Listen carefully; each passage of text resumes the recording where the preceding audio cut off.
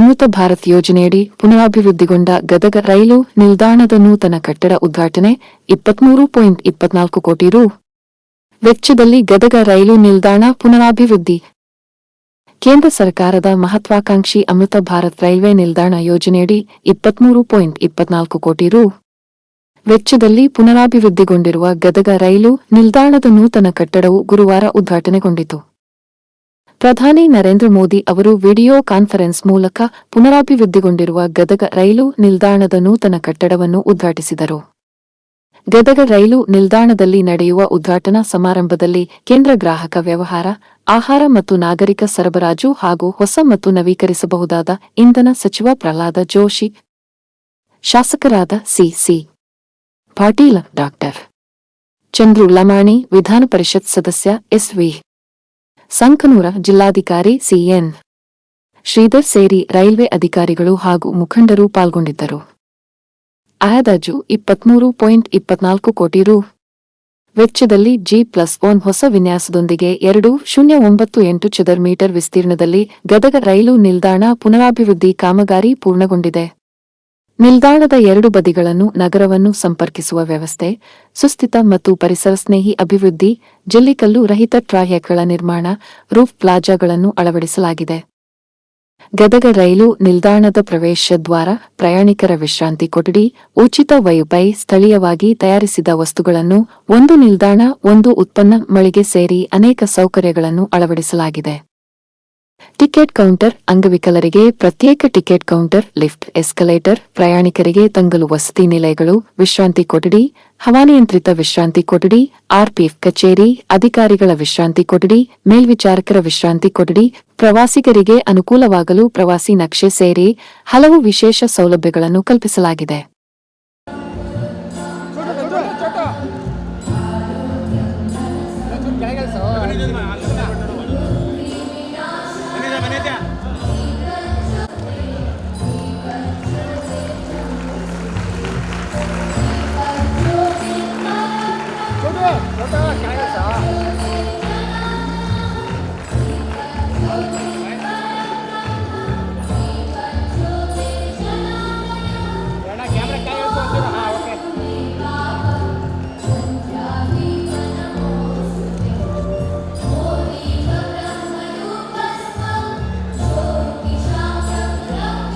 ಅದೊಂದು ಪ್ರಮುಖವಾಗಿರುವಂಥ ಐತಿಹಾಸಿಕವಾಗಿರುವಂಥ ನಗರ, ಶರಣರ ನಾಡು, ಪುಣ್ಯಾಶ್ರಮದ ಒಂದು ಬೀಡು ಹಾಗೂ ಕುಮಾರವ್ಯಾಸನ ಒಂದು ಮಾಡಿರುವಂಥ ಈ ಸಂದರ್ಭದಲ್ಲಿ ಮುದ್ರಣ ಕಾಶಿಯಾಗಿ ಇವತ್ತು ಜಗತ್ ಪ್ರಸಿದ್ಧಿಯಾಗಿದೆ.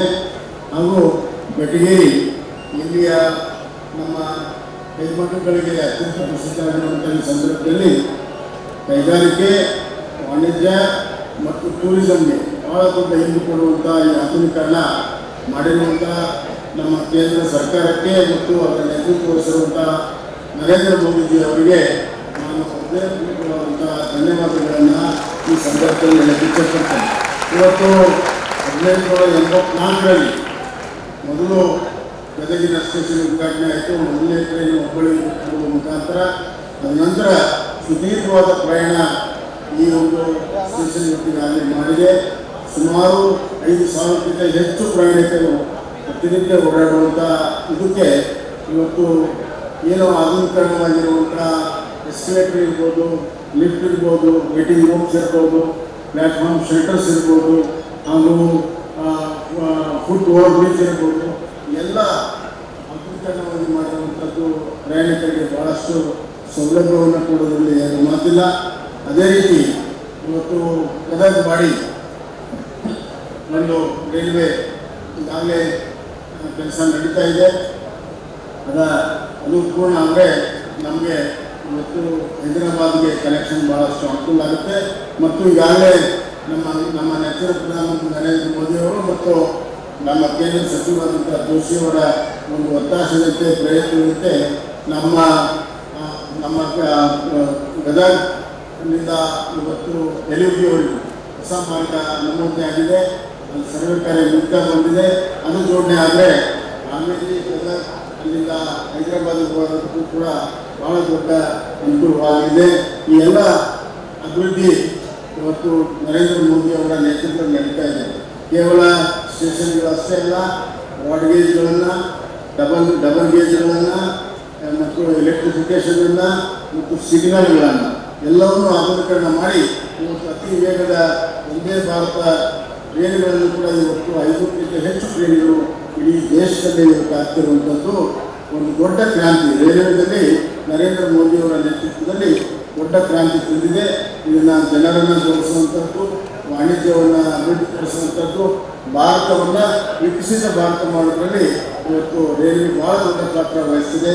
ಅದನ್ನ ಅರ್ಥ ಇವತ್ತು ನಮ್ಮ ಪ್ರಧಾನಮಂತ್ರಿಗಳು ರೈಲ್ವೆ ಮತ್ತು ರೋಡ್ಗಳನ್ನು ಇವತ್ತು ದೊಡ್ಡ ಪ್ರಮಾಣದಲ್ಲಿ ಅಭಿವೃದ್ಧಿ ಮಾಡಿರುವಂಥದ್ದು ಎಲ್ಲರೂ ಕೂಡ ಇವತ್ತು ಶ್ಲಾಘನೆಯನ್ನು ಮಾಡಲೇಬೇಕು ಅನ್ನುವಂಥ ಮಾತನ್ನು ಹೇಳಿ ಮತ್ತೊಮ್ಮೆ ನಮ್ಮ ನರೇಂದ್ರ ಮೋದಿ ನಮ್ಮ ಪ್ರಧಾನಮಂತ್ರಿ ನರೇಂದ್ರ ಮೋದಿ ಅವರಿಗೆ ಅಭಿನಂದನೆಯನ್ನು ಸಲ್ಲಿಸ್ತೇನೆ. ನಮ್ಮ ಗದಗಿನ ಎಲ್ಲ ಪ್ರಯಾಣಿಕರನ್ನು ಕೂಡಿ ನನ್ನ ಮಕ್ಕಳಿಗೆ ಮುಗಿಸ್ತೀನಿ. ಧನ್ಯವಾದ. ಈಗಾಗಲೇ ಹೇಳಿದಂತೆ ದೇಶದ 103 ರೈಲ್ವೆ ಸ್ಟೇಷನ್ಗಳನ್ನು, ಅಮೃತ ಸ್ಟೇಷನ್ಗಳನ್ನು ಇವತ್ತು ದೇಶಾದ್ಯಂತ ಪ್ರಧಾನಮಂತ್ರಿಗಳು ಬಿಕಾನೇರ್ದಿಂದ ಉದ್ಘಾಟನೆಯನ್ನು ಮಾಡ್ತಾ ಇದ್ದಾರೆ. ನನಗೆ ಧಾರವಾಡದಾಗ ಸ್ಟೇಷನ್ನು ಅಭಿವೃದ್ಧಿ ಆಗ್ಯದ, ಭಾಳ ದಿವಸ ಆಯಿತು. ಆದ್ರೆ ಅಲ್ಲಿ ಇನ್ನೊಂದು ಬೇಡಿಕೆ ಇತ್ತು, ಇನ್ನೊಂದು ಸೈಡ್ನಿಂದ ಓಪನಿಂಗ್ ಕೊಡಬೇಕು ಅಂಥೇಳಿ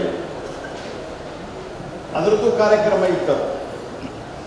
ಆದರೆ ಬಸವರಾಜ ಬೊಮ್ಮಾಯಿ ಅವರು, CC ಪಾಟೀಲ್ರು ಧಾರವಾಡದಾಗ ಪ್ರತಿ ಸರ್ತಿ ರೈಲ್ವೆ ಕಾರ್ಯಕ್ರಮಕ್ಕೆ ಹೋಗ್ತೀರಿ, ನೀವು ಗದಗಿಗೆ ಬರ್ರಿ, ಭಾರತ ಸರ್ಕಾರದ ಪ್ರತಿನಿಧಿಯಾಗಿ ಅಂತ ವಿನಂತಿ ಮಾಡಿದ್ರಿಂದ ನಮ್ಮ ಸಂಕನೂರವರು ನಾನು ಧಾರವಾಡ ಕಾರ್ಯಕ್ರಮ ಬಿಟ್ಟು ಗದಗಿಗೆ ನಾನು ಇಲ್ಲಿ ಬಂದಿದ್ದೇನೆ ಅನ್ನೋ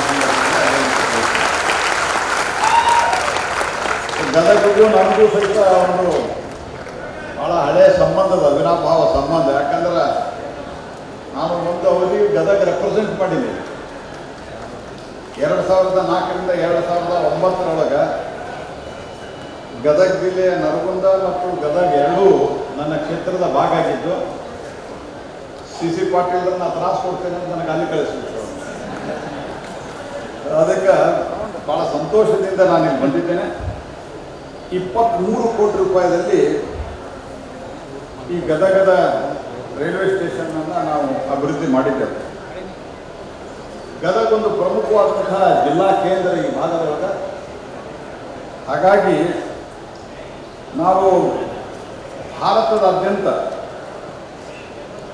1275 ರೈಲ್ವೆ ನಿಲ್ದಾಣಗಳನ್ನು ಆಧುನೀಕರಣಕ್ಕಾಗಿ ಗುರುತಿಸಿ ಅದಕ್ಕೆ 25,000 ಕೋಟಿ ರೂಪಾಯಿದಲ್ಲಿ ನಾವು ಅದನ್ನು ಅಭಿವೃದ್ಧಿ ಇವೆಲ್ಲವನ್ನು ಮಾಡ್ತಾ ಇದ್ದೀವಿ. ಇದರೊಳಗೆ ಪಾರ್ಕಿಂಗ್ ಇದೆ, ಪ್ಲಾಟ್ಫಾರ್ಮ್ 1, 2 ಮತ್ತು 3ರಲ್ಲಿ ಹೊಸ ಶೆಲ್ಟರ್ಗಳು, ನವೀಕರಿಸಿದ ಶೌಚಾಲಯ, ಸುಧಾರಿತ ಸೂಚನಾ ಫಲಕ, ಪಾದಚಾರಿ ಸೇತುವೆ, 2 ಎಸ್ಕಲೇಟರು, ಲಿಫ್ಟು, ಈ ರೀತಿ ಎಲ್ಲ ಆಧುನಿಕ ಸೌಲಭ್ಯವನ್ನು ಒಳಗೊಂಡಂಥ ಗದಗ ರೈಲ್ವೆ ಸ್ಟೇಷನನ್ನು ಭಾಳ ವರ್ಷಗಳಿಂದ ಇದು ನೆನಗುದಿಸಿ ಬಿದ್ದಿತ್ತು. ಈಗ ನಾವು ಅದನ್ನು ಸಂಪೂರ್ಣವಾಗಿ ಮೇಲ್ದರ್ಜೆಗೆ ಏರಿಸಿ ಉದ್ಘಾಟನೆಯನ್ನು ಮಾಡಿದ್ದೇವೆ. ಮತ್ತು ಗದಗ ಐತಿಹಾಸಿಕವಾಗಿ ಕೂಡ ಇದು ಬಹಳ ಪ್ರಸಿದ್ಧವಾದಂಥದ್ದು. ಇದು ಕುಮಾರವ್ಯಾಸರ ತವರು. ಗದಗಿನ ವೀರನಾರಾಯಣನ ಅತ್ಯಂತ ಸುಕ್ಷೇತ್ರ. ಲಕ್ಷಾಂತರ ಜನರಿಗೆ, ಕೋಟ್ಯಾಂತರ ಜನರಿಗೆ ಯಾರು ಮನೆಯಿಂದ ತಿರಸ್ಕೃತರಾಗ್ಯಾರ, ಫ್ಯಾಮಿಲಿಯಿಂದ ತಿರಸ್ಕೃತರಾಗ್ಯಾರ, ಅವರಿಗೆ ಕಣ್ಣಿಲ್ಲ, ಕಾಲಿಲ್ಲ, ಕೈ ಇಲ್ಲ ಅನ್ನುವಂಥ ದಿವ್ಯಾಂಗರಿದ್ದಾರೆ. ಮನೆಗೆ ಬೇಡ ಆದವ್ರನ್ನು ಇಲ್ಲಿ ತಂದು ಅವರನ್ನು ಉದ್ಧಾರಗೊಳಿಸಿದಂಥ ಗದಗಿನ ಪುಣ್ಯಾಶ್ರಮದ ಪುಣ್ಯದ ನಾಡಿ ಆ ಎಲ್ಲ ತೋಂಟದ ಮಠ ಇರುವಂಥ ಪುಣ್ಯಕ್ಷೇತ್ರ ಇದೆ. ಹಾಗಾಗಿ ಈ ಒಂದು ಊರು ಎಲ್ಲ ದೃಷ್ಟಿಯಿಂದಲೂ ಪ್ರಸಿದ್ಧವಾದದ್ದು. ಕುಮಾರವ್ಯಾಸನ ನಾಡು ಅಂತಂದ್ರೆ ಅನೇಕರಿಗೆ ಕುಮಾರವ್ಯಾಸ ಅಂತ ಯಾಕಂತಾರಂತ ಗೊತ್ತಿಲ್ಲ. ವ್ಯಾಸ ಮಹಾಭಾರತವನ್ನ ಗಣಪತಿಗೆ ಹೇಳಿದ, ಗಣಪತಿ ಬರದ. ಗಣಪತಿ ಬರಿಬೇಕಾದ್ರ ಗಣಪತಿ ಒಂದು ಕಂಡೀಷನ್ ಹಾಕಿದ್ದಾನೆ ವ್ಯಾಸರಿಗೆ, ನೀವು ನಡು ಹೇಳುದು ನಿಲ್ಲಿಸಬಾರದು, ಕಂಟಿನ್ಯೂಸ್ ಹೇಳಬೇಕು, ನಾ ಕಂಟಿನ್ಯೂಸ್ ಬರೀಬೇಕು. ನೀವು ಯಾವಾಗ ನಿಲ್ಲಿಸ್ತೀರಿ ಆವಾಗ ನಾ ಬರೆಯೋದು ನಿಲ್ಲಿಸ್ತೀನಿ, ನೀವು ನಿಲ್ಲಿಸುವಂಗಿಲ್ಲ, ವಿಚಾರ ಮಾಡುವಂಗಿಲ್ಲ ಅಂತ. ವ್ಯಾಸರಿಂದ ಬುದ್ಧಿವಂತರಿರ್ಬೇಕು ನೋಡ್ರಿ. ಅವ್ರು ಗಣಪತಿಗೆ ಹೇಳಿದ್ರಂತ, ನೀನು ನಿಲ್ಲಿಸ್ಲಾರ್ದಂಗೆ ಹೇಳ್ತೀನಿ ನಾನು, ಆದ್ರೆ ನೀವು ತಿಳ್ಕೊಂಡು ಬರೀಬೇಕಂತ ಹೇಳಿದ್ರು. ಗಣಪತಿಗೆ ನೀವು ತಿಳ್ಕೊಂಡು ಬರೀಬೇಕಂತ ಹೇಳಿದ್ರಂತ. ಆವಾಗ ಕೆಲವು ಸತ್ಯ ವ್ಯಾಸರು ಹೇಳಿದ್ದು ಗಣಪತಿ ತಿಳಿಲಿಕ್ಕೆ ಟೈಮ್ ಆಗ್ತಿತ್ತು, ಅವಾಗ ಇವರು ವಿಶ್ರಾಂತಿ ತಗೋತಿದ್ರು. ಅಂದ್ರೆ ವ್ಯಾಸರು ಆ ಪ್ರಮಾಣದ ಬುದ್ಧಿವಂತಿಕೆ ಇದ್ದಂತ ಒಬ್ಬ ವ್ಯಕ್ತಿ. ಇಲ್ಲೇ ಏನು ಕುಮಾರವ್ಯಾಸರು ಇದ್ರಲ್ಲ, ಆ ವ್ಯಾಸನ ಬುದ್ಧಿವಂತ ಇದ್ರೆ ಅಂತ ತಿಳ್ಕೊಂಡು ಈ ವ್ಯಾಸ ಕುಮಾರವ್ಯಾಸರಾದ್ರು. ಇದಕ್ಕೆ ಕುಮಾರವ್ಯಾಸ ಅಂತ ಪುಣ್ಯ ಕ್ಷೇತ್ರ ಇದು. ಪುಟ್ಟರಾಜ ಗವಾಯಿಗಳು, ಪಂಚಾಕ್ಷರಿ ಗವಾಯಿಗಳು ಹಲವಾರು ಜನರಿಗೆ ಜೀವನದ ದರ್ಶನವನ್ನು ಕೊಟ್ಟಂತಹ ಕ್ಷೇತ್ರ ಇದು. ಹಾಗಾಗಿ ಇದರ ಅಭಿವೃದ್ಧಿಗೆ ತ್ರಿಕೂಟೇಶ್ವರ ದೇವಸ್ಥಾನ, ವೀರನಾರಾಯಣ ದೇವಸ್ಥಾನಗಳನ್ನು ಹೊಂದಿರುವಂತಹ ಒಂದು ಪ್ರಸಿದ್ಧ ಇದೇ ಜಿಲ್ಲೆಯಲ್ಲಿ ಲಕ್ಕುಂಡಿ ಪಟ್ಟಣ ಭಾಳ ಇದೆ. ಹಾಗಾಗಿ ನಮ್ಮ ಸರ್ಕಾರ ನರೇಂದ್ರ ಮೋದಿಯವರ ನೇತೃತ್ವದಲ್ಲಿ ಕಳೆದ 10-11 ವರ್ಷದೊಳಗೆ ಆಮೂಲಾಗ್ರವಾದಂತಹ ಒಂದು ಬದಲಾವಣೆಯನ್ನು ಮಾಡುವಂಥ ಪ್ರಯತ್ನವನ್ನು ನಾವು ಮಾಡಿದ್ದೇವೆ. ಅದರಲ್ಲಿ ಬಹಳ ಮುಖ್ಯವಾಗಿ ಇವತ್ತು ರೈಲ್ವೆ ವಿಷಯಕ್ಕೆ ಮಾತನಾಡಬೇಕು ಅಂತಂದ್ರೆ 2025-26ರಲ್ಲಿ 7,600 ಕೋಟಿ ರೂಪಾಯಿ ಕೊಟ್ಟಿವಿ ನಾವು ಕರ್ನಾಟಕಕ್ಕೆ. 7,600 ಕೋಟಿ ರೂಪಾಯಿ. ಇಲ್ಲಿ ರೈಲ್ವೆ ಅಧಿಕಾರಿಗಳಿದ್ದಾರೆ, ಕಾಂಟ್ರಾಕ್ಟರ್ಗಳು ಇದ್ದಾರೆ, ಕೇಳಿ ನೋಡ್ರಿ. ನಾ ಹಿಂದೆ 2007-08 ನಾ ಲೋಕಸಭಾ ಸದಸ್ಯರಾಗಿ ವಿರೋಧ ಪಕ್ಷದೊಳಗಿದ್ದೆ. ಆವಾಗ UPA ಸರ್ಕಾರದೊಳಗೆ ನಮ್ಗೆ 800 ಕೋಟಿ ರೂಪಾಯಿ ಕೊಟ್ಟರು ನಮ್ಮ ಇಡೀ ಕರ್ನಾಟಕ. ದಟ್ ವಾಸ್ ಹೈಯೆಸ್ಟ್ ಆ ಟೈಮ್ದಾಗ. ಅದಕ್ಕೆ ಮುನಿಯಪ್ಪನವರು ರೈಲ್ವೆ ರಾಜ್ಯ ಸಚಿವರಾಗಿದ್ದರು. ಅವರು ಬಜೆಟ್ ಡಿಸ್ಕಷನ್ದೊಳಗೆ ಮಧ್ಯ ಪ್ರವೇಶ ಮಾಡಿ ಭಾಷಣ ಮಾಡಿದ್ರು. ಯಾಕಂದ್ರೆ ಕರ್ನಾಟಕಕ್ಕೆ ಅತಿ ಹೆಚ್ಚು ದುಡ್ಡು ಕೊಟ್ಟಿವಿ ಅಂತ. ಆದ್ರೆ ಮೋದಿ ಸರ್ಕಾರ ಬಂದ್ಮೇಲೆ ಪ್ರತಿ ವರ್ಷ ನಾವು 7,000 ಕೋಟಿ ರೂಪಾಯಿಯನ್ನು ಕೊಟ್ಟಿದ್ದೀವಿ. ಅನೇಕ ಸರ್ತೆ ಆ ದುಡ್ಡು ಖರ್ಚು ಮಾಡಲಿಕ್ಕೆ ಆಗಲಾರದಂಥ ಪರಿಸ್ಥಿತಿಯೂ ಇದೆ. ಒಟ್ಟು ರಾಜ್ಯದಲ್ಲಿ 51,000 ಕೋಟಿ ರೂಪಾಯಿ ವರ್ಕ್ ನಡೆದವಿ. CC ಪಾಟೀಲ್ರ 51,000 crores ಇವತ್ತು ರಾಜ್ಯದಲ್ಲಿ ರೈಲ್ವೆ ಪ್ರಾಜೆಕ್ಟ್ಗಳು ನಡೆದಿದ್ದಾವೆ. ಮತ್ತು ಬದಲಾವಣೆಯೂ ಅದೇ ರೀತಿಯಾಗಿದೆ. ನಾವು ವಂದೇ ಭಾರತ್ ಟ್ರೈನ್, ಮೊದಲ ಟ್ರೈನ್ಗಳು ಹೆಂಗೆ ಓಡ್ತಾ ಇತ್ತು, ಆ ಟ್ರೈನು ನಾವು ನಮ್ಮ ಅಶ್ವಿನಿ ವೈಷ್ಣವ್ ಅವರು ಒಂದು ಪರೀಕ್ಷೆ ಮಾಡಿ ನಮಗೆಲ್ಲ ವಿಡಿಯೋ ಕಳಿಸಿದ್ರು, ನಿಮಗೂ ಬಂದಿತ್ತದ. ಆಮೇಲೆ 130 ಕಿಲೋಮೀಟರ್ ಸ್ಪೀಡ್ದಾಗ ತುಂಬಿದ ಗ್ಲಾಸನ್ನ, ನೀರು ತುಂಬಿದ, ಬೇರೆ ತಗೋಬೇಡ್ರಿ, ನೀರು ತುಂಬಿದ ಗ್ಲಾಸನ್ನ ಟೇಬಲ್ ಮೇಲಿಟ್ಟು 130 ಕಿಲೋಮೀಟರ್ ಅದು ಓಡಿದಾಗ ಆ ನೀರು ಒಂದು ಹನಿನೂ ಬೀಳಲಾರದಂತೆ ಇವತ್ತು ಒಂದೇ ಭಾರತವನ್ನ ಭಾರತದಲ್ಲಿ ನಿರ್ಮಾಣ ಮಾಡಿದಂತಹ ಕೀರ್ತಿ ಅದು ನರೇಂದ್ರ ಮೋದಿ ಸರ್ಕಾರಕ್ಕೆ ಸಲ್ಲುತ್ತದೆ. ಹಾಗಾಗಿ ವಾರಣಾಸಿಗೆ ಟ್ರೈನು, ಬಹಳ ಜನ ವಾರಣಾಸಿಗೆ ಹೋಗ್ತಾರೆ, ಈಗ ಅಯೋಧ್ಯಕ್ಕೆ ಹೋಗ್ತಾರೆ. ವಾರಣಾಸಿಗೆ ಟ್ರೈನು ಶುರುವಾಗಿದೆ. ಮತ್ತು ಇವತ್ತು ಇದರ ಜೊತೆಗೆ ನಮ್ಮ ಗೂಡ್ಸ್ ಟ್ರಾನ್ಸ್ಪೋರ್ಟೇಷನ್ಗೂ ಬಹುದೊಡ್ಡ ಒಂದು ನಾವು ಬದಲಾವಣೆಯನ್ನು ಮಾಡ್ತಾ ಇದ್ದೀವಿ. ಜಗತ್ತಿನ ಎಲ್ಲ ಮುಂದುವರೆದಂತಹ ದೇಶದೊಳಗೆ ಗೂಡ್ಸ್ ಟ್ರಾನ್ಸ್ಪೋರ್ಟೇಷನ್ಗೆ ಮೊದಲು ಬಳಸೋದು ವಾಟರ್ವೇ, ಅಂದ್ರೆ ನೀರಿನ ಮಾರ್ಗಗಳ ಮೂಲಕ ಮಾಡ್ತಾರೆ. ಎರಡನೇದ್ದು ರೈಲ್ವೆ, ಮೂರನೇದ್ದು ರೋಡ್. ನಮ್ಮಲ್ಲಿ ಉಲ್ಟಾ ಆಗಿ ಸಿಕ್ಕಾಪಟ್ಟೆ ಆಕ್ಸಿಡೆಂಟ್ ಆಗ್ತಾ ಇದ್ದಾವೆ. ಈಗ ರೈಲ್ವೆ ಮೊದಲು ಹೈಯೆಸ್ಟ್ ಇತ್ತು, ಅದು ಈಗ ಬಹಳ ಹಿಂದುಳಿದವು. ಕಾರಣ ಅಂತಂದ್ರೆ ಇನ್ಫ್ರಾಸ್ಟ್ರಕ್ಚರ್ ಇರಲಿಲ್ಲ. ರೈಲ್ವೆದೊಳಗೆ ಏನು ಮಾಡ್ತಾ ಇದ್ದಾರೆ ಅಂದ್ರೆ ತಮ್ಮ ರಾಜಕೀಯಕ್ಕೆ ಅನುಕೂಲವಾಗುವಂತೆ ರೈಲ್ವೆ ಡೆವಲಪ್ಮೆಂಟ್, ದುಡ್ಡು ಕೊಡ್ತಿರ್ಲಿಲ್ಲ. ನಿಮಗೊಂದು ಉದಾಹರಣೆ ಹೇಳ್ಬೇಕಂತಂದ್ರ 2014 ಸುಮಾರು 21-22 ಸಾವಿರ ಕಿಲೋಮೀಟರ್ ವಿದ್ಯುದೀಕರಣ ಇತ್ತು. 21-22 ಸಾವಿರ ಕಿಲೋಮೀಟರ್. ಈಗ 2025-26 68 ಸಾವಿರ ಕಿಲೋಮೀಟರ್ ಅನ್ನ ನಾವು ಇವತ್ತು ವಿದ್ಯುದೀಕರಣ ಮಾಡಿದ್ದೇವೆ. ಮತ್ತು ನಮ್ಮ ದೇಶದೊಳಗೆ ಇವತ್ತು ಒಟ್ಟಾರೆ ನಮ್ಮ ದೇಶದ ಇಲೆಕ್ಟ್ರಿಫಿಕೇಶನ್ ನೋಡಿದ್ರೆ ಇದರಲ್ಲಿ ಭಾರತ ಇಲೆಕ್ಟ್ರಿಫಿಕೇಶನ್ದಲ್ಲಿ 2ನೇ ಸ್ಥಾನವನ್ನು ಜಗತ್ತಿನಲ್ಲೇ ಪಡೆದಿದೆ ಇವತ್ತು. ಹಾಗಾಗಿ ಇದರಿಂದ ಇಲೆಕ್ಟ್ರಿಫಿಕೇಶನ್ ನಿಂದ ಉಳಿತಾಯ ಏನಾಗ್ತದಂತಂದ್ರೆ, ನಾವು ಪೆಟ್ರೋಲು ಡೀಸೆಲ್ ಏನದಲ್ಲ, ಈ ಡೀಸೆಲ್ ಇಂಜಿನ್ ನಡೀತಾ ಇದ್ದು, ಈ ಡೀಸೆಲ್ ಇಂಜಿನ್ ಅನ್ನ ನಾವು ವಿದೇಶದಿಂದ ತರಿಸ್ತೀವಿ ಲಕ್ಷಾಂತರ ಕೋಟಿ ರೂಪಾಯಿ ಖರ್ಚು ಮಾಡಿ. ಈ ಲಕ್ಷಾಂತರ ಕೋಟಿ ರೂಪಾಯಿ ಖರ್ಚು ಮಾಡಿ ಏನು ನಾವು ಡೀಸೆಲ್ ತರಿಸಿ ಡೀಸೆಲ್ ಇಂಜಿನ್ ಓಡಿಸ್ತೀವಿ. ಅದರಿಂದ ಪೊಲ್ಯೂಷನ್ನು ಆಗ್ತದೆ, ಅದರ ಜೊತೆಗೆ ನಮಗೆ ವಿದೇಶಕ್ಕೆ ಲಾಭ ಆಗ್ತದೆ, ಯಾಕಂದ್ರೆ ನಾವು ಅಲ್ಲಿಂದ ಡೀಸೆಲ್ ತರಿಸ್ತೀವಿ. ಈಗ ಭಾರತ 99% ಇಲೆಕ್ಟ್ರಿಫಿಕೇಶನ್ ಮಾಡಿದೆ, 99%, 99%. ಮತ್ತು ಈ ವಿದ್ಯುತ್ತನ್ನೇನು ಉತ್ಪಾದನೆ ಮಾಡ್ತೀವಿ, ಈ ವಿದ್ಯುತ್ತದಲ್ಲಿ ನಾವು ಸಂಪೂರ್ಣವಾಗಿ ಆಲ್ಮೋಸ್ಟ್ 90% ನಾವು ಭಾರತದಲ್ಲಿ ಮಾಡುವಂತಹ ವಿದ್ಯುತ್ತು ಒಂದು ಭಾರತದ ಕಲ್ಲಿದ್ದಿನಿಂದ, ಭಾರತದಲ್ಲಿ ಉತ್ಪಾದನೆ ಆಗುವಂತಹ ಕಲ್ಲಿದ್ದಿನಿಂದ.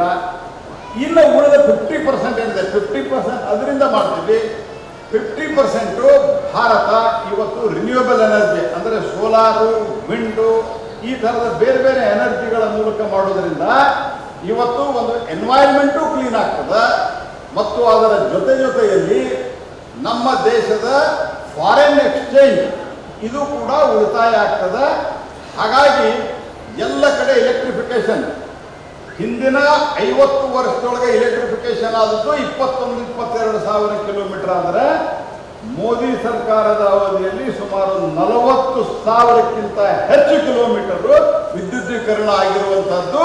ಇದು ಭಾರತದ ಇತಿಹಾಸದಲ್ಲೇ ಒಂದು ಮೈಲಿಗಲ್ಲು. ಹೇಳ್ತಾರಲ್ಲ, ಅಚ್ಛೇ ದಿನ್ ಕಹಾಯೇ ಅಚ್ಛೇ ದಿನ್ ಕಹಾಯೇ ಅಂತ ಹೇಳಿ ಚಸ್ಮಾ ತೆಗೆದು ನೋಡಿದ್ರೆ ಗೊತ್ತಾಗ್ತದೆ ಅಚ್ಛೇ ದಿನ್ ಎಲ್ಲಾಗ್ಯದ. ಚಸ್ಮಾ ಹಾಕೊಂಡು ನೋಡಿದ್ರೆ ಅಚ್ಛೇ ದಿನ್ ಎಲ್ಲಾಗ್ಯದ ಅಂತ ಗೊತ್ತಾಗುದಿಲ್ಲ. ರೈಲ್ವೆ ಸುರಕ್ಷಾ ಕ್ಷೇತ್ರಕ್ಕೆ ಎಲ್ಲ ಕಡೆ ನಾವಿವತ್ತು ರಾಜ್ಯ ಸರ್ಕಾರಗಳ ದುಡ್ಡು ಕೊಡಬೇಕಾಗ್ತದೆ. ರೋಡ್ ಅಂಡರ್ ಬ್ರಿಡ್ಜ್, ನಾವು ಗೇಟ್ ತೆಗೆದು ರೋಡ್ ಅಂಡರ್ ಬ್ರಿಡ್ಜ್ ಮಾಡ್ಬೇಕಂದ್ರೆ. ಆದರೆ ಇವತ್ತು ನಾವು ಒಂದು ಅಭಿಯಾನವನ್ನು ತೆಗೆದುಕೊಂಡಿದ್ದೇವೆ. ಅದಕ್ಕಾಗಿ ಸಿಗ್ನಲ್ಲು ಇತ್ಯಾದಿ, ಅದರ ಜೊತೆಗೆ ರೈಲ್ವೆ ಸುರಕ್ಷಾ ಕ್ಷೇತ್ರಕ್ಕೆ ಇವನ್ ROB ಮತ್ತು RUB ಕನ್ವರ್ಟ್ ಮಾಡಲಿಕ್ಕೆ 1,16,514 ಕೋಟಿ ರೂಪಾಯಿಯನ್ನು ನಾವು ಖರ್ಚು ಮಾಡ್ತಾ ಇದ್ದೀವಿ. 1 ಲಕ್ಷ. ಯಾರು ಅಚ್ಛೇ ದಿನ್ ಕಹಾಯೇ ಅಂತ ಕೇಳ್ತಾರಲ್ಲ ಅವ್ರಿಗೆ 1,16,514 ಕೋಟಿ ರೂಪಾಯಿ ಮುಂದೆ ಪೂಜೆಗೆ ಎಷ್ಟು ಬರ್ತದೆ ಅಂತ ಕೇಳ್ರಿ, ಅವ್ರು ಲೆಕ್ಕ ಕೇಳ್ತಾರೆ. ಆಮೇಲೆ ಇಮಿಡಿಯೇಟ್ ಹೇಳಲಿಕ್ಕೆ ಆಗೋದಿಲ್ಲ. ಇಷ್ಟು ಪ್ರಮಾಣದ ದುಡ್ಡನ್ನು ನಾವು ಇವತ್ತು ಖರ್ಚು ಮಾಡ್ತಾ ಇದ್ದೇವೆ. ಕರ್ನಾಟಕದಲ್ಲಿ ನಾವು 1,652 ಕಿಲೋಮೀಟರ್ ಅನ್ನು ಹೊಸ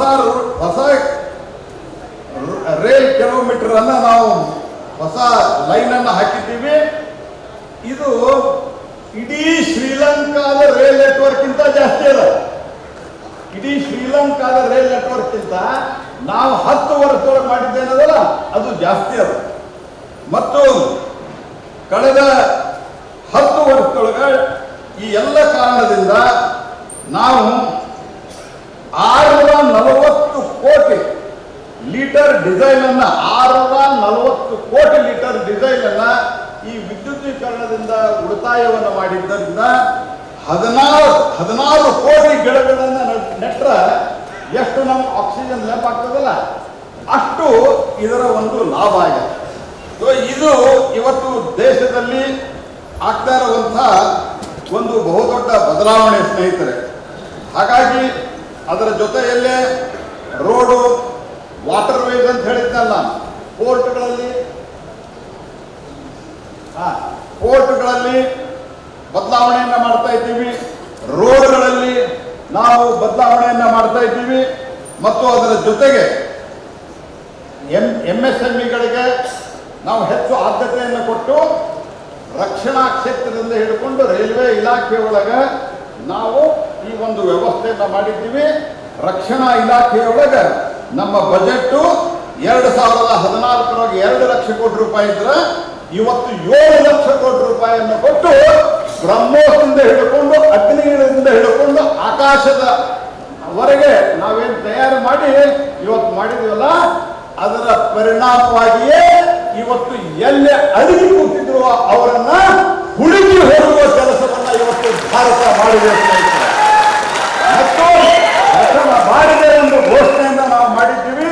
ಸನ್ಮಾನ್ಯ ಪ್ರಧಾನಮಂತ್ರಿ ನರೇಂದ್ರ ಮೋದಿ ಅವರ ಗಟ್ಟೆ ಧೈರ್ಯದಿಂದ ಮಾಡಿದ್ದಾರೆ. ಇನ್ನ ಮೇಲೆ ನೀವು ನಮ್ಮ ಮೇಲೆ ಬಂದು ಬಾಂಬ್ ಹಾಕಿದ್ರಿ, ಗುಂಡು ಹೊಡೆದು ಹೋದ್ರಿ, ಭಯೋತ್ಪಾದನಾ ಚಟುವಟಿಕೆ ಮಾಡಿದ್ರಂದ್ರ ಆ ಭಯೋತ್ಪಾದನಾ ಚಟುವಟಿಕೆಯನ್ನ ಯುದ್ಧವನ್ನು ಪರಿಗಣಿಸಿ ನಿಮ್ಮ ಮನೆ ಹೋಗಿ ಹೊಡಿತೇವೆ ಅಂತ ಹೇಳಿರುವಂತಹ. ಹಾಗಾಗಿ ಮುಂದೆ ಸಹಿತ ಕೆಮ್ಮಿದ್ರ ಅವರು ಎಲ್ಲಿದ್ದಾರೆ ಅಲ್ಲಿ ಹೋಗಿ ಹೊಡೆಯುವಂತ ವ್ಯವಸ್ಥೆ ಮಾಡ್ತೀವಿ. ಯಾಕಂದ್ರೆ ಇವತ್ತು ನಾವು ಆ ಪ್ರಮಾಣದ ರಕ್ಷಣಾ ಬಜೆಟ್ ಅನ್ನ ಮಾಡಿ ಆ ಪ್ರಮಾಣದಲ್ಲಿ ಆರ್ಮ್ಸ್ ಅಂಡ್ ಅಮ್ಯುನಿಷನ್ ಅನ್ನು ಉತ್ಪಾದನೆಯನ್ನ ಮಾಡಿ ಕೇವಲ 10 ವರ್ಷದಲ್ಲಿ ಎಂಥ ಒಂದು ಪರಿವರ್ತನೆ ಆಗಿದೆ ಅಂದ್ರೆ 25,000 ಕೋಟಿ ರೂಪಾಯಿ ಆರ್ಮ್ಸ್ ಅಮ್ಯುನಿಷನ್ ವಿದೇಶಕ್ಕೆ ರಫ್ತು ಮಾಡುವಂತಹ ತಾಕತ್ ಇವತ್ತು ಭಾರತಕ್ಕೆ ಸ್ನೇಹಿತರೆ. ನಮ್ಮ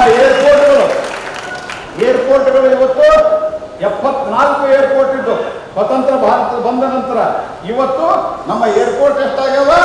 ನಮ್ಮ ಏರ್ಪೋರ್ಟ್ 150 ಏರ್ಪೋರ್ಟ್ಗಳಾಗಿದ್ದಾವೆ. ಇವತ್ತು ರಸ್ತೆ ಜಾಲ, ಈ ಎಲ್ಲ ರಸ್ತೆ ವಿಚಾರಗಳ ಬಗ್ಗೆ ಹೇಳೋದಕ್ಕೆ ಬಹಳಷ್ಟು 2014 3,782 ಕೋಟಿ ರೂಪಾಯಿ ನಾವು ಕೇವಲ ಬಾರ್ಡರ್ ಇನ್ಫ್ರಾಸ್ಟ್ರಕ್ಚರ್ ಇದ್ರೆ ಇವತ್ತು 7,500 ಕೋಟಿ ರೂಪಾಯಿ ಕೊಟ್ಟು ಇಡೀ ಬಾರ್ಡರ್ ಇನ್ಫ್ರಾಸ್ಟ್ರಕ್ಚರ್. ಯಾಕೆ ಪಾಕಿಸ್ತಾನಕ್ಕೆ ನಾವು ತಕ್ಷಣ ಬುದ್ಧಿ ಕಲಿಸಲಿಕ್ಕೆ ಸಾಧ್ಯ ಆಯಿತು ಅಂತಂದ್ರೆ ಎಲ್ಲ ಬಾರ್ಡರ್ಗಳಲ್ಲಿ ಇವತ್ತು ಇನ್ಫ್ರಾಸ್ಟ್ರಕ್ಚರ್ ರೆಡಿ ಇದೆ. ಹಿಮಾಚಲ್ ಪ್ರದೇಶ ಹೋಗಿದ್ದಾನೆ, ಬರೀ ಅಟಲ್ ಟನಲ್ ನೋಡಿದ್ರೆ ಎಂತ ಅದ್ಭುತವಾಗಿ ಮಾಡಿದ್ದೇವೆ ನಾವು ಪ್ರಧಾನಮಂತ್ರಿಗಳ ನೇತೃತ್ವದಲ್ಲಿ.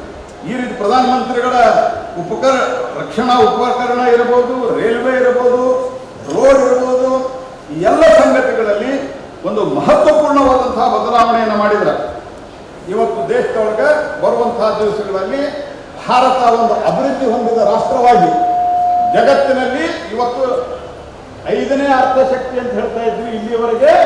ಈಗ ಭಾರತ ಜಗತ್ತಿನ 4ನೇ ಅತಿ ದೊಡ್ಡ ಆರ್ಥಿಕ ಶಕ್ತಿಯಾಗಿ ಹೊರಹೊಮ್ಮಿದೆ, ಜಗತ್ತಿನ 4ನೇ ಅತಿ ದೊಡ್ಡ ಮಿಲಿಟರಿ ಶಕ್ತಿಯಾಗಿ ಹೊರಹೊಮ್ಮಿದೆ. ಈ ಎರಡೂ ಕ್ಷೇತ್ರದಲ್ಲಿ ಬರುವಂತಹ ದಿವಸಗಳಲ್ಲಿ ಜಗತ್ತಿನ 3ನೇ ಅತಿ ದೊಡ್ಡ ಶಕ್ತಿಯಾಗಿ ಯಾರು ಭಾರತದ ಮೇಲೆ ಕೆಂಗಣ್ಣಿನಿಂದ ನೋಡ್ತಾರಲ್ಲ ಅವರನ್ನ ಕಂಡ ಕಿತ್ತಿ ಎಸೆಯುವಂತಹ ಕೆಲಸವನ್ನು ಇವತ್ತು ಭಾರತಕ್ಕೆ ಇದೆ. ಶಕ್ತಿಯನ್ನು ಕೊಟ್ಟಂತಹ ಪುಣ್ಯಾತ್ಮರು ನೀವು, ನಿಮ್ಮ ಆಶೀರ್ವಾದದಿಂದ ಇವತ್ತು ನರೇಂದ್ರ ಮೋದಿ ಅವರು ಎಲ್ಲ ಕೆಲಸವನ್ನ ಮಾಡಿದ್ದಾರೆ. ಇವತ್ತು ಗದಗಿನಲ್ಲಿಯೂ ಸಹಿತ ಇವತ್ತೇನು ನಾವು ಈ ಉದ್ಘಾಟನೆಯನ್ನ ಮಾಡಿದ್ದೀವಿ, ಈ ಉದ್ಘಾಟನೆ ಆದಂತಹ ಸ್ಟೇಷನ್ ಇನ್ನೂ ಮುಂದಿನ ದಿವಸಗಳಲ್ಲಿ ಹೆಚ್ಚಿನ ಟ್ರೈನ್ಗಳು, ಹೆಚ್ಚಿನ ಟ್ರೈನಿನ ನಿಲುಗಡೆಗಳು, ಇಲ್ಲಿಂದ ನೇರವಾಗಿ ಬೇರೆ ಬೇರೆ ಕಡೆ ಕನೆಕ್ಟಿವಿಟಿಗಳಿರ್ಬೋದು, ಇದು ಎಲ್ಲದಕ್ಕೂ ನಾವು ಬದ್ಧರಿದ್ದೇವೆ. ಕರ್ನಾಟಕದ ಸಮಗ್ರ ಅಭಿವೃದ್ಧಿ, ದೇಶದ ಸಮಗ್ರ ಅಭಿವೃದ್ಧಿ ಮತ್ತು ಗದಗಿನ ರಸ್ತೆ ಮತ್ತು ರೇಲು ಎಲ್ಲವನ್ನು ಹಿಡಿದುಕೊಂಡು ನಿಮ್ಮ ಜೊತೆಗೆ ಭಾರತ ಸರ್ಕಾರ, ಮೋದಿ ಸರ್ಕಾರ, ಮೋದಿ ಅವರು ಇದ್ದಾರೆ. ನನಗೆ ಮೊನ್ನೆ ಮೋದಿ ಅವರು ಸಿಕ್ಕಾಗ ಹೇಳಿದ್ರು, ನೀನು ಗದಗ ಹೊಂಟ್ರಿ ಹೇಳೋ, ಅಲ್ಲಿ ಗದಗಿನ ಜನರಿಗೆ ಹೇಳೋ, ಗದಗ ಸ್ಟೇಷನ್ ಮಾತ್ರ ಅಲ್ಲ, ಗದಗಿನ ಮುಂದಿನ ಎಲ್ಲ ಸಮಗ್ರ ಅಭಿವೃದ್ಧಿಗೆ, ಕರ್ನಾಟಕದ ಅಭಿವೃದ್ಧಿಗೆ ನಾನು ಬದ್ಧವಿದ್ದೇನೆ ಅನ್ನುವಂತಹ ಮಾತನ್ನ ಮೋದಿ ಅವರು ಹೇಳಿದ್ದಾರೆ. ಆ ಸಂದೇಶವನ್ನು ಕೇಳ್ತಾ ತಮ್ಮೆಲ್ಲರಿಗೂ ನಮಸ್ಕಾರ. ಜೈ ಹಿಂದ್, ಜೈ ಕರ್ನಾಟಕ.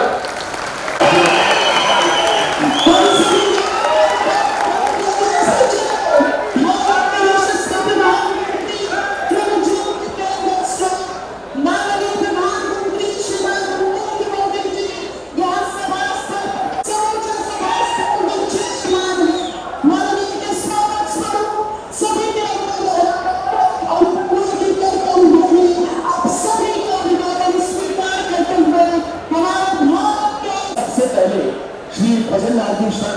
माननीय मुख्यमंत्री राजस्थान से निवेदन है कि वे माननीय प्रधानमंत्री महोदय श्री नरेंद्र मोदी जी को राजस्थानी परंपरा का प्रतीक साफा पहना जाए और बीकानेर के सचिव अद्भुत में राजस्थान की अनुदान और शान का प्रतीक, मान का आधार, सम्मान का प्रतीक ये साफा माननीय मुख्यमंत्री द्वारा पहनाया जा रहा है। परंपरागत शिल्प उसका जिसे उसकी चरण पर स्वर्ण निर्माकारी का मुख्यमंत्री में बढ़िया नमूना आप सभी की तालियों की तरफ ध्वनि समूचे सभा स्तर पर गूंजनी चाहिए। आपके उत्साह स्वरूप, जोश स्वरूप और इसके साथ ही हमारे में राष्ट्रीय फुटबॉल टीम के कैप्टन रहे और इसके साथ ही अर्जुन पुरस्कार से सम्मानित हुए आप शिलान्यास और लोकार्पण।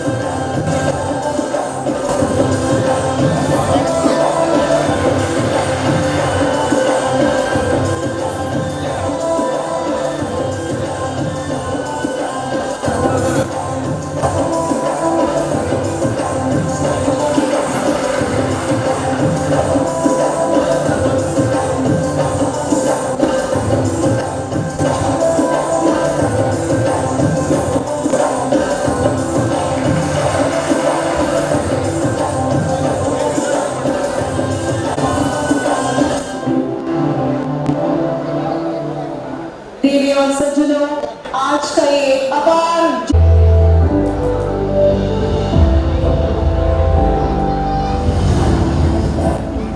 भारतीय प्रधानमंत्री नरेंद्र मोदी जी के निर्णायक नेतृत्व में निरंतर प्रगति कर रही है और बन रही है साक्षी निज नई उपलब्धियों की, विकास की नई ऊंचाई।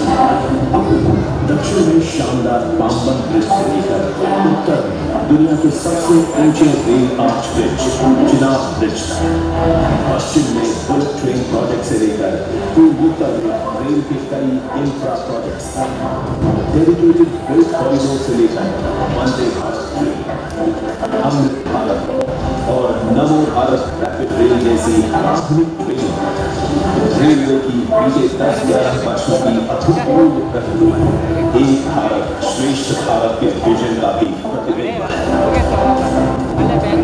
रेलवे की इसी श्रृंखला का एक मुख्य हिस्सा हमारे के सबसे बड़े स्टेशन पुनर्विकास कार्यक्रम की शुरुआत अमृत भारत स्टेशन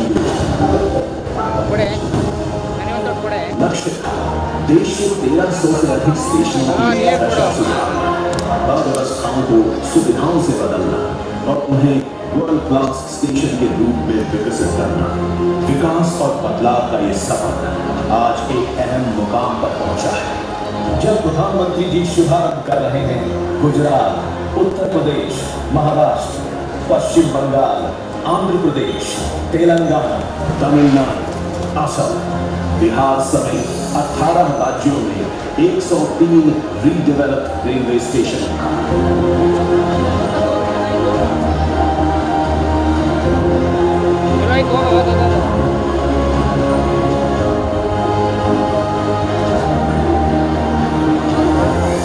एक दशक पहले तक लोगों को लगता था कि एयरपोर्ट जैसी आधुनिक सुविधाएं सिर्फ पैसे वाले लोगों के ही भाग्य में है। आज गरीब और मिडिल क्लास के लोग रेलवे स्टेशन पर भी एयरपोर्ट में जैसी सुविधा होती है ना, मेरा गरीब भाई बहन भी इसका लाभ ले सकता है। ये सभी स्टेशन विरासत और विकास दोनों के प्रतीक हैं। यहाँ स्थानीय विरासत को भी सहेजा गया है और यात्रियों के अनुभव को शानदार बनाने के लिए हर एक आवश्यक सुविधा भी है।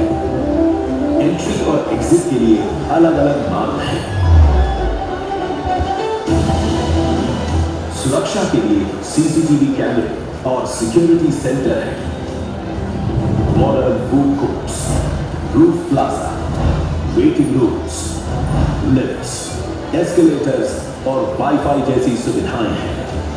हमारे दिव्यांग भाई बहनों को किसी प्रकार की असुविधा न हो, इसके लिए व्हीलचेयर सुलभ रैंप बनाए गए हैं।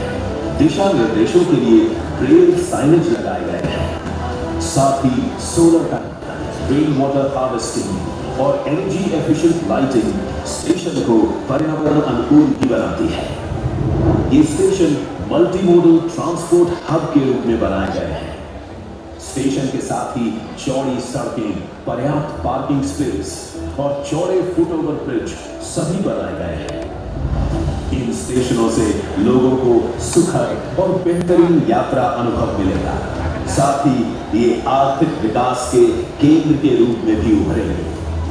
अमृत भारत स्टेशनों के साथ ही आज प्रधानमंत्री जी कर रहे हैं सूरतगढ़, फुलेरा, उदयपुर, फलौदी और समदड़ी की इलेक्ट्रिक लाइनें देश को समर्पित।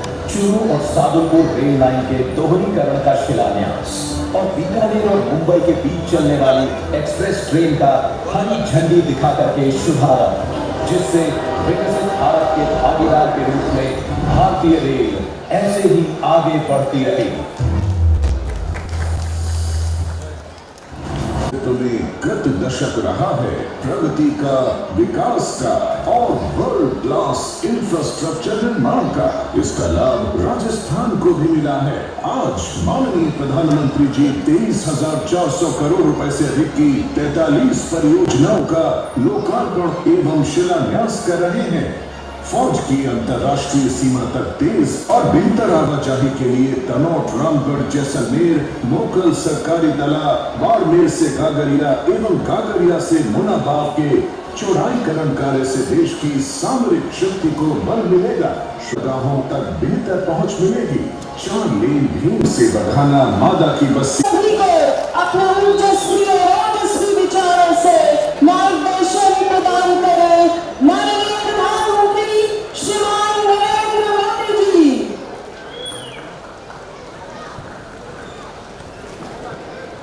माता की, भारत माता की, भारत माता की। आने सवाने राम राम।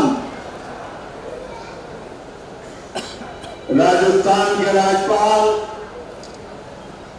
हरिभाऊ बागले जी, यहाँ के लोकप्रिय मुख्यमंत्री श्रीमान भजनलाल जी, पूर्व मुख्यमंत्री बहन वसुंधरा राजे जी, केंद्रीय कैबिनेट के मेरे साथी अश्विनी वैष्णव जी, अर्जुन राम मेघवाल जी, राजस्थान की उप मुख्यमंत्री दिया कुमारी जी, प्रेमचंद जी, राजस्थान सरकार के अन्य मंत्रीगण, संसद में मेरे साथी मदन राठौर जी, अन्य सांसद और विधायक और मेरे प्यारे भाई और बहनों, आप सभी यहां इतनी विशाल संख्या में आए और इतनी भयंकर गर्मी के बीच, और आज इस कार्यक्रम से देश के 18 राज्य और केंद्र शासित प्रदेशों से भी लाखों लोग ऑनलाइन आज यहां हमारे साथ जुड़े हैं। अनेक राज्यों के राज्यपाल, मुख्यमंत्री, लेफ्टिनेंट गवर्नर, अन्य जनप्रतिनिधि आज हमारे साथ हैं। मैं देश भर से जुड़े सभी महानुभावों का, जनता जनार्दन का अभिनंदन करता हूं। भाई और मैं यहां पर करणी माता का आशीर्वाद लेकर आपके बीच आया। करणी माता के आशीर्वाद से विकसित भारत बनाने का हमारा संकल्प और मजबूत हो रहा है। थोड़ी देर पहले विकास से जुड़ी 26,000 करोड़ रुपए की परियोजनाओं का यहां शिलान्यास और लोकार्पण हुआ। मैं इन परियोजनाओं के लिए देशवासियों को, राजस्थान के मेरे भाई बहनों को बहुत बहुत बधाई देता हूं। साथियों, विकसित भारत बनाने के लिए आज देश में आधुनिक इंफ्रास्ट्रक्चर बनाने का बहुत बड़ा महायज्ञ चल रहा है। हमारे देश की सड़कें आधुनिक हो, हमारे देश के एयरपोर्ट आधुनिक हो, हमारे देश यहां रेल और रेलवे स्टेशन आधुनिक हो, इसके लिए पिछले 11 साल में अभूतपूर्व गति से काम किया गया। आप कल्पना कर सकते हैं इंफ्रास्ट्रक्चर के इन कामों पर देश पहले जितना पैसा खर्च करता था, आज उससे 6 गुना ज्यादा पैसा खर्च कर रहा है। 6 गुना ज्यादा। आज भारत में हो रहे इन विकास कार्यों को देखकर दुनिया भी हैरान है। आप उत्तर में जाएंगे तो चिनाब ब्रिज जैसा निर्माण देखकर लोग हैरान हैं। पूर्व की तरफ जाएंगे तो अरुणाचल की सिला टनल, असम का बोगीबिल ब्रिज आपका स्वागत करते हैं। पश्चिम भारत में आएंगे तो मुंबई में समुद्र पर बना अटल सेतु नजर आएगा। सुदूर दक्षिण में देखेंगे तो बम्बन ब्रिज मिलेगा, जो अपनी तरह का देश का पहला ब्रिज है। साथियों, आज भारत अपनी ट्रेनों के नेटवर्क को भी आधुनिक कर रहा। ये वंदे भारत ट्रेनें, अमृत भारत ट्रेनें, नमो भारत ट्रेनें, ये देश की नई गति और नई प्रगति को दर्शाती है। अभी देश में करीब 70 रूट पर वंदे भारत ट्रेनें चल रही है। इससे दूर सुदूर के इलाकों में भी आधुनिक रेल पहुंची है। बीते 11 साल में सैकड़ों रोड ओवरब्रिज और रोड अंडरब्रिज का निर्माण किया गया। 34,000 किलोमीटर से ज्यादा के नए रेल ट्रैक बिछाए गए। अब ब्रॉडगेज लाइनों पर मानव रहित क्रॉसिंग वो बात इतिहास बन चुकी है, खत्म हो चुकी है। हम मालगाड़ियों के लिए अलग से स्पेशल पटरियां, डेडिकेटेड फ्रेट कॉरिडोर का काम भी तेजी से पूरा कर रहे हैं। देश के पहले बुलेट ट्रेन प्रोजेक्ट पर काम चल रहा है और इन सबके साथ ही हम एक साथ देश के करीब 1300 से अधिक रेलवे स्टेशनों को भी आधुनिक बना रहे हैं। साथियों, आधुनिक हो रहे इन रेलवे स्टेशनों को देश ने अमृत भारत स्टेशन का नाम दिया। आज इनमें से 100 से अधिक अमृत भारत स्टेशन बनकर के तैयार हो गए। सोशल मीडिया पर भी लोग देख रहे हैं इन रेलवे स्टेशनों का पहले क्या हाल था और अब कैसे इनकी तस्वीर बदल गई है। साथियों, विकास भी विरासत भी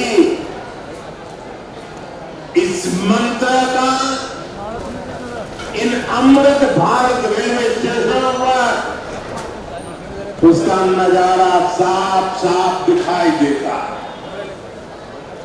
ये स्थानीय कला और संस्कृति के भी नए प्रतीक है। जैसे राजस्थान के मांडलगढ़ रेलवे स्टेशन पर महान राजस्थानी कला संस्कृति के दर्शन होंगे।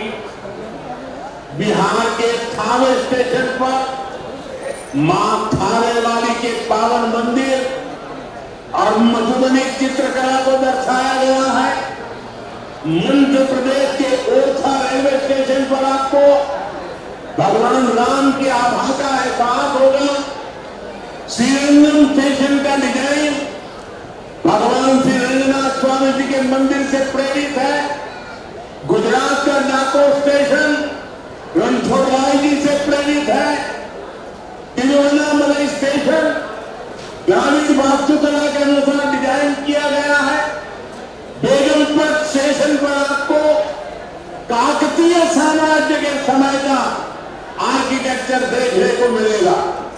यानी हर अमृत स्टेशन पर आपको भारत की हजारों साल पुरानी विरासत के दर्शन भी होंगे। ये स्टेशन हर राज्य में टूरिज्म को भी बढ़ावा देने के माध्यम बनेंगे। नौजवानों को रोजगार के नए मौके देंगे और मैं उन शहर के नागरिकों को रेलवे में यात्रा करने वाले पैसेंजर से प्रार्थना करूंगा, ये सारी संपत्ति के मालिक आप हैं। कभी भी वहां गंदगी न हो, इस संपत्ति का नुकसान न हो, क्योंकि आप उसके मालिक हैं। साथियों, इंफ्रास्ट्रक्चर बनाने के लिए जो पैसा सरकार खर्च करती है वो रोजगार भी बनाता है, व्यापार कारोबार भी बढ़ाता है। जो हजारों करोड़ रुपए सरकार लगा रही है, ये पैसा मजदूर की जेब में जा रहा है, ये दुकानदार को मिल रहा है, दुकान और फैक्ट्री में काम करने वाले लोगों को मिल रहा है। रेत, बजरी, सीमेंट, ये सारी चीजें ढोने वाले ट्रक टेम्पो चलाने वालों को भी इससे फायदा होता है। और जब इंफ्रास्ट्रक्चर बनकर तैयार हो जाता है तो फिर अनेक गुना और फायदे होते। किसान की उपज कम कीमत में बाजार तक पहुंचती है, वेस्टेज कम होती है, जहां सड़कें अच्छी होती हैं, नई ट्रेनें पहुंचती हैं, वहां नए उद्योग लगते हैं, पर्यटन को बहुत बढ़ावा मिलता है। यानी इंफ्रास्ट्रक्चर इंफ्रास्ट्रक्चर पर लगने वाले पैसे से हर परिवार का, खास तौर पर हमारे नौजवानों का सबसे अधिक फायदा होगा। साथियों, इंफ्रास्ट्रक्चर पर जो काम हो रहा है उसका हमारे राजस्थान को भी बड़ा लाभ मिल रहा है। आज राजस्थान के गांव-गांव में अच्छी सड़कें बन रही हैं, बॉर्डर के इलाकों में भी शानदार सड़कें बन रही हैं। इसके लिए बीते 11 साल में अकेले राजस्थान में करीब 70,000 करोड़ रुपए खर्च किए गए। राजस्थान में रेलवे के विकास के लिए भी केंद्र सरकार इस साल करीब 10,000 करोड़ रुपए खर्च करने जा रही है। ये 2014 से पहले की तुलना में 15 गुना अधिक है। अभी थोड़ी देर पहले ही यहां से मुंबई के लिए एक नई ट्रेन को हरी झंडी दिखाई गई है। आज ही कई इलाकों में स्वास्थ्य, जल और बिजली से जुड़ी योजनाओं का शिलान्यास और लोकार्पण हुआ है। इन सारे प्रयासों का लक्ष्य है हमारे राजस्थान के शहर हो या गांव तेजी से उन्नति की ओर बढ़ सके। राजस्थान के युवाओं को उनके शहर में ही अच्छे अवसर मिल सके। साथियों, राजस्थान के औद्योगिक विकास के लिए भी डबल इंजन सरकार तेजी से काम कर रही है। अलग अलग सेक्टर के लिए यहां बजरंग जी की सरकार ने नई औद्योगिक नीतियां जारी की है। बीकानेर को भी इन नई नीतियों का लाभ मिलेगा।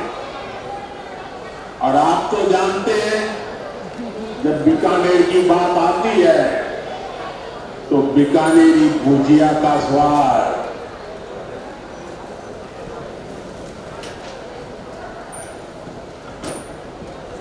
और बीकानेरी रसगुल्लों की मिठास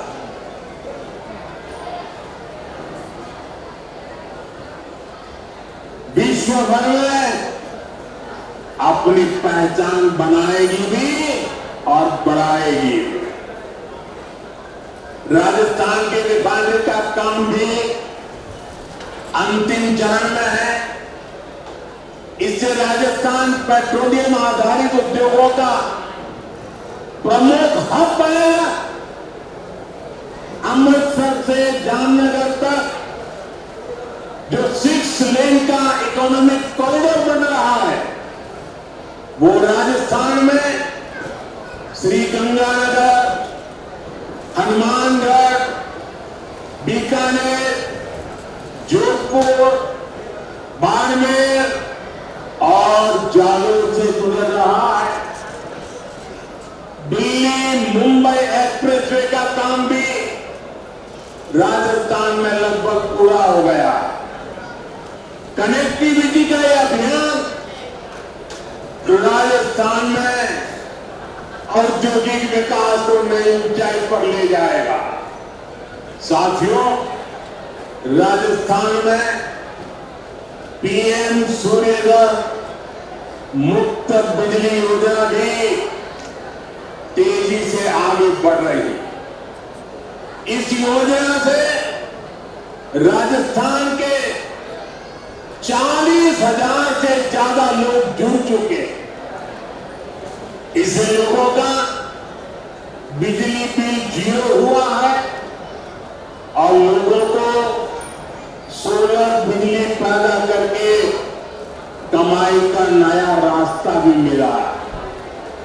आज यहां बिजली से जुड़े कई प्रोजेक्ट का शिलान्यास और लोकार्पण हुआ है। इनसे भी राजस्थान को और ज्यादा बिजली मिले।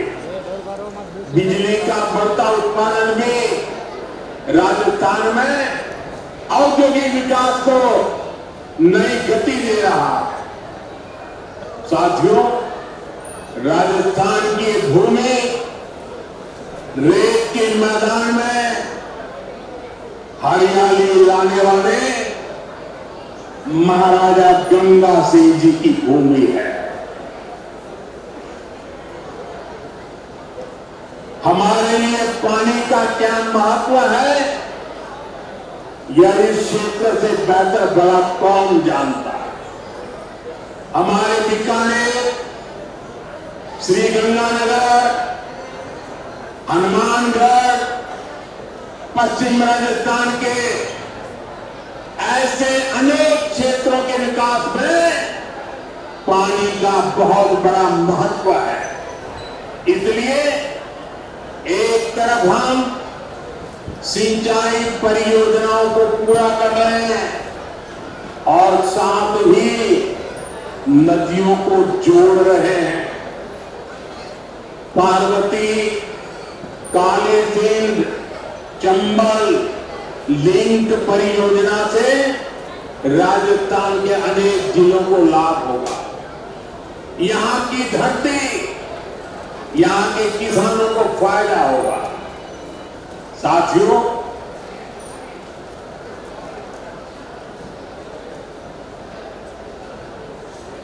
राजस्थान के वीर धरा हमें सिखाती है कि देश और देशवासियों से बड़ा और कुछ नहीं।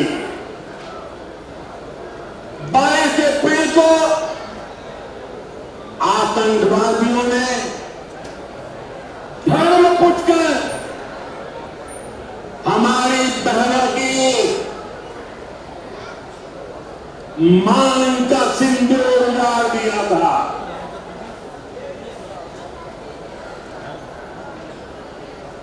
वो गोलियां पहलगाम में चली थी, लेकिन उन गोलियों से 140 करोड़ देशवासियों का सीना छलनी हुआ था।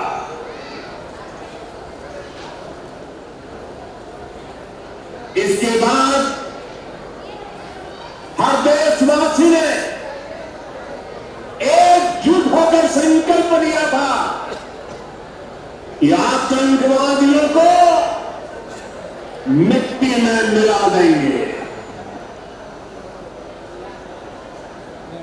उन्हें कल्पना से भी बड़ी सजा देंगे। आज आपके आशीर्वाद से, देश की सेना के शौर्य से हम सब उस प्राण पर खड़े उतरे हैं। हमारी सरकार ने तीनों सेनाओं को खुली छूट दे दी।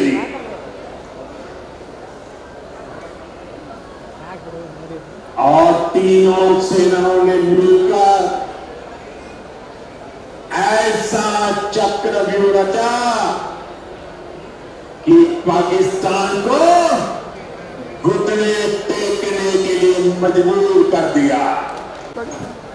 22 तारीख के हमले के जवाब में हमने 5 मिनट में आतंकियों के 9 सबसे बड़े ठिकाने पलट कर दिए।